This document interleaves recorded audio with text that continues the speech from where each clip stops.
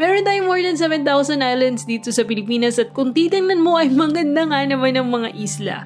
Pero unfamiliar pa rin sa akin ang ganda ng ilalim ng mga karagatan. Kaya naman tara, let's dive and wonder. Samahan niyo akong i-explore ang ganda ng underwater world dito sa isa sa pinakamagandang lugar sa buong mundo, ang Nido, Palawan.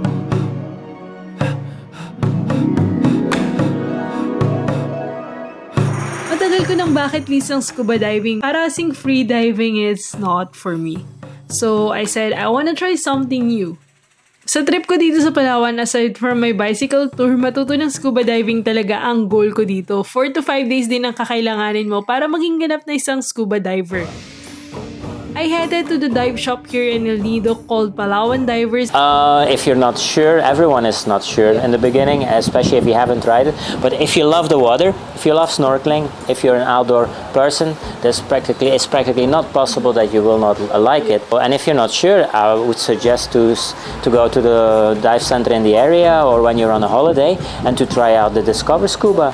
I mean, it's maybe a big step to sign up immediately for the full open water course, and it's also a budget, but the Discover Scuba is like a tryout. So it's like you try for one day, and practically everyone after that day, they want to do it again.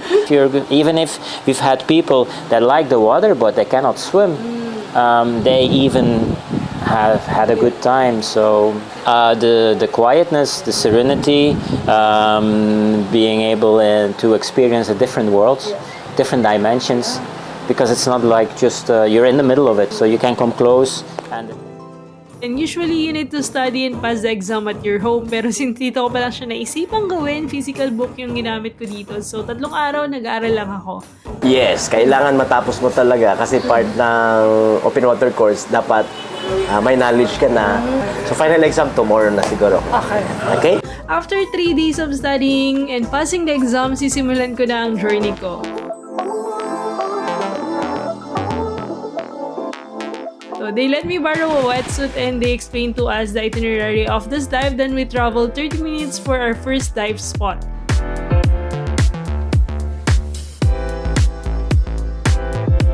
Since hindi pa ako nakapag-confine water skill, dito na namin siya gagawin mismo sa shallow part ng dagat. So, si ma'am na magdadive. Ito po yung instructor niya. Si Lenoel, Potpot, kung tawagin. Release. No, i-press mo muna. Blow. And then release. Release mo si press. Ito. Power. Alright? And then ito dito. 1, 2, 3, go!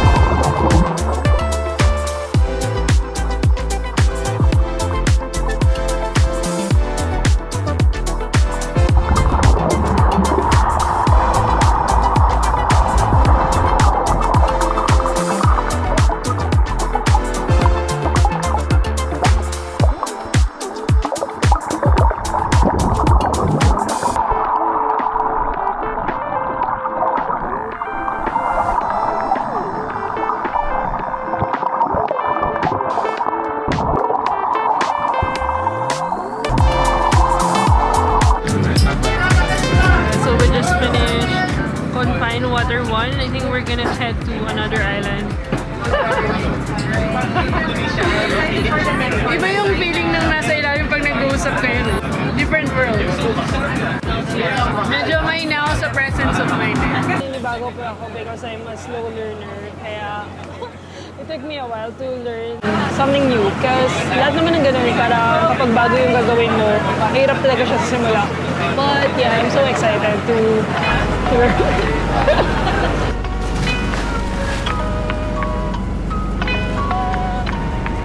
since first time ko to, medyo nangangapa-ngapa pa ako sa mga nangyayari. But ang sarap ng feeling kasi nakafocus ka lang dun sa mga nakikita mo sa dagat.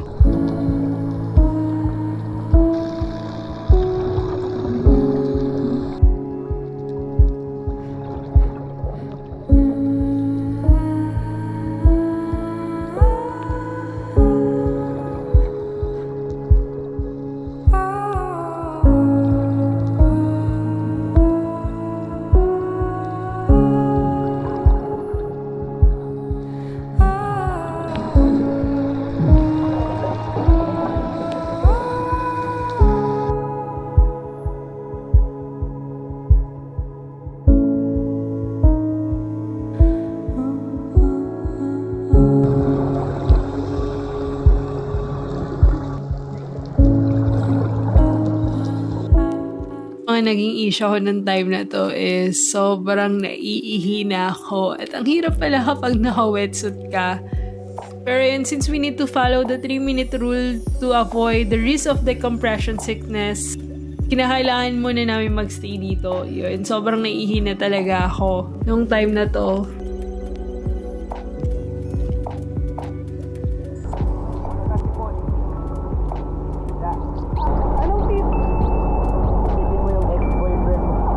Nakaihi ka sa baba? Nakaihi ka?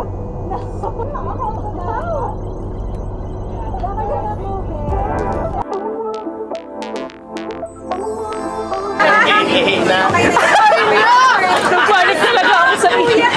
Kala ko, nagsulat na nga ako sa board, sabi ko ihi. Nagpipigil na lang ako talaga. So ba, no? Inantay mo na lang. And after this, we did another confined water skill, and it's time for another fun dive. This time, the visibility is more clear, and I've seen different types of corals here. Para ka talagang nasa ibang planeta.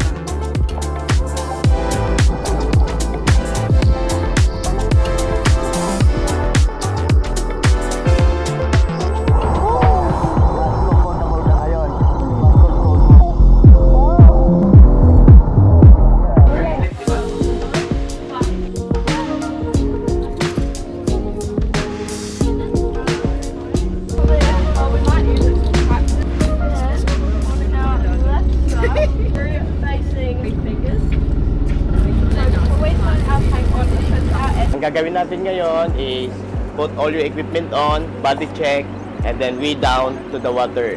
So may flexible skills tayong gagawin, which is first snorkel regulator exchange, and then buoyancy weight check para ma-check natin how much number of weights we really need at your present body weights and your equipment. Basically, you're sinking, meaning your weight is too much, and that's the time we will remove. Okay? And then after that, let's do the 5-point descent.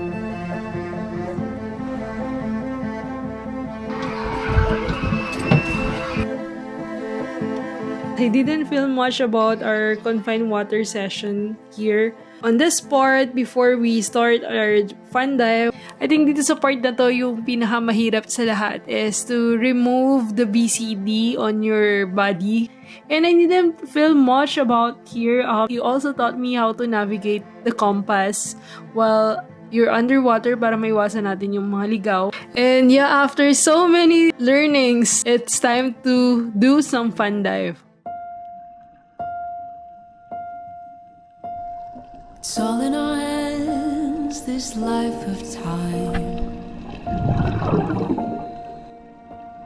that's given to us all. It gathers round each night, each morn.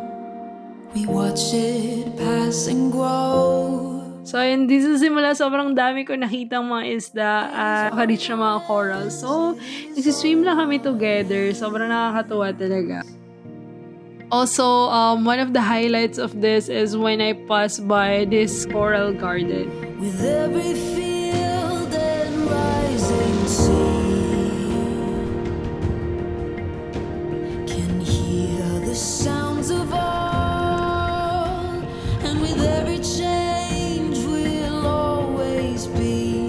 And we went to another island, just rested for an hour and had some lunch.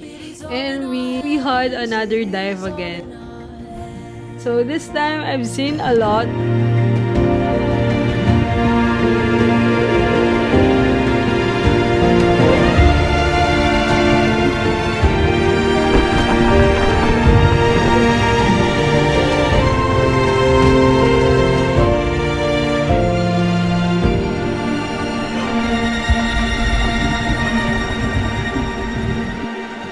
It is all in our hands, it is all in our hands.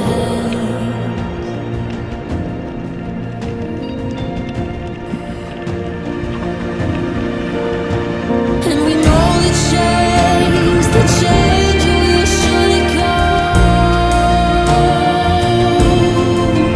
Baby, one more trip around the sun.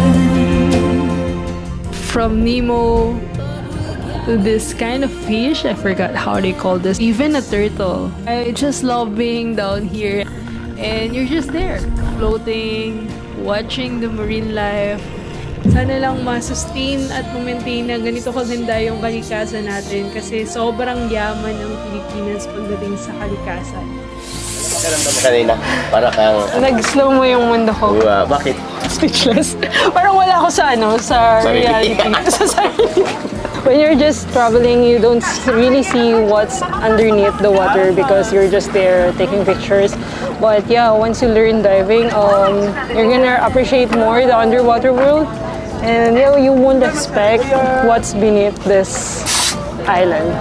And yun yung na-appreciate ko sa diving because everything is just so peaceful. Hindi mo maramdaman na umabot na siya ng 40 minutes and you're just there, relaxed, very serene, and just so calm. Parang slow mo yung mundo ko and parang ako nasa magical moment. Magical moment! Pero maganda, di ba? Yung parang ang moment mo doon, yung nasa, like, Nakokontrol ko na ngayon yung ano ko kung mag-angat ako or through breathing. Pero na siya. Mas na-appreciate ko siya pagod ako. Ibig sabihin, nakuha mo na yung buoyancy, proper buoyancy, through your lung volume. Kasi kahapon, kilos ka ng kilos. Medyo malikot na ako nag-exert ka na. kahapon. Yes, kasi hindi mo pa control through lungs yung buoyancy. So kaya, kinokontrol mo pa with the hand. Okay, so ngayon, naintindihan mo na si proper buoyancy, hindi mo na ginagamit si hand.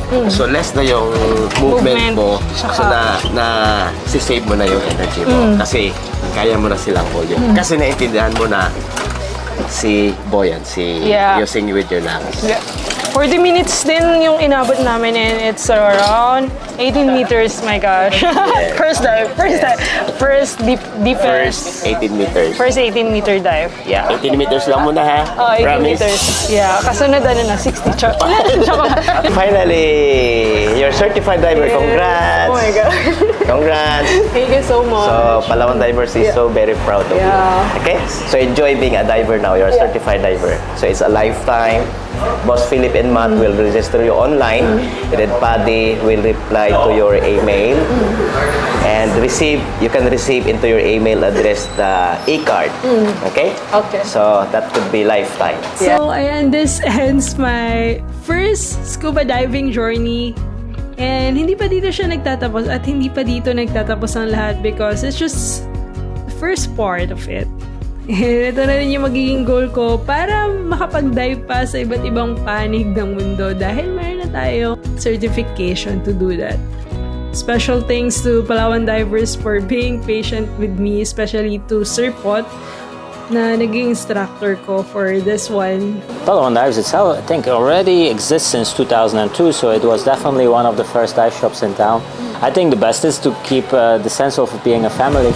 We have our equipment, which is well maintained, our boats, because our captains take good care of their boats. It reflects in everything, I think, that we are more like being a family, taking care of each other. So if you're also looking for a different kind of adventure, El Nido is a must-visit place for scuba diving, and you should do it with Palawan Divers. Hindi pa dito nagtatapos ang journey ko dahil side trip lang talaga to. So stay tuned for more adventures. Bye!